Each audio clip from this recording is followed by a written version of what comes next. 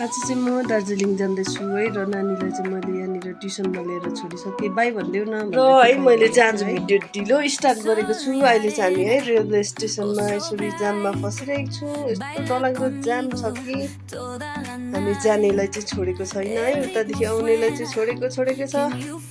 1 घन्टा जस्तो जाममा परेर चाहिँ हामी यसरी बसिरहेको छौँ है।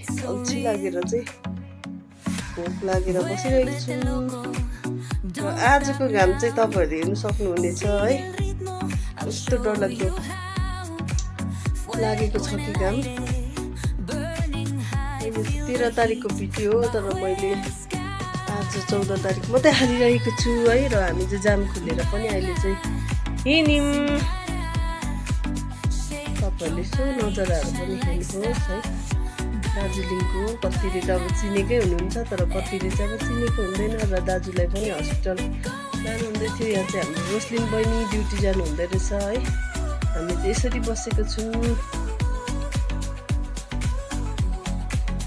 र यहाँ चाहिँ है दार्जिलिङको ट्रेन आउँदैछ, टोय ट्रेन। र हामी क्रस पनि भइसक्यो। म चाहिँ यहाँ आइसक्रिम लिनु जाँदैछु है, ज्यादा गरम भएर। मैले चाहिँ आइसक्रिम किनेर पनि ल्याएँ, तर आइसक्रिम किनेको है स्टिकवाला चाहिँ छैन रहेछ। यस्तो डरलाग्दो घाम लागेको थियो र चाहिँ आइसक्रिम खानु पऱ्यो भनेको त एकदमै कलर रहेछ, मलाई चाहिँ मन परेन है। र यो चाहिँ सुपर मार्केट हो।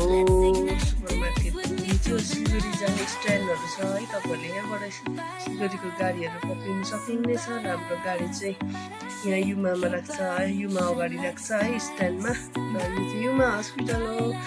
आजको वेदर चाहिँ तपाईँहरूले हेर्नु सक्नुहुनेछ।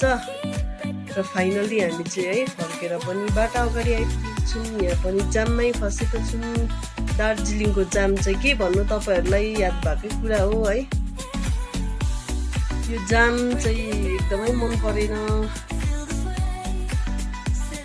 र अहिले चाहिँ हामी है यहाँनिर पार्किङमा आइसकेको छौँ, पार्किङको अगाडि। तर हाम्रो चाहिँ यहाँ पार्किङहरू गर्दैन। यो चाहिँ खै कहाँको गाडीहरू राख्छ, त्यो चाहिँ मलाई पनि याद भएन है। यहाँ अगाडि चाहिँ रिलायन्स छ है, तपाईँहरू यहाँ सपिङहरू गर्नु सक्नुहुनेछ। र हामी चाहिँ घर फर्किँदैछौँ।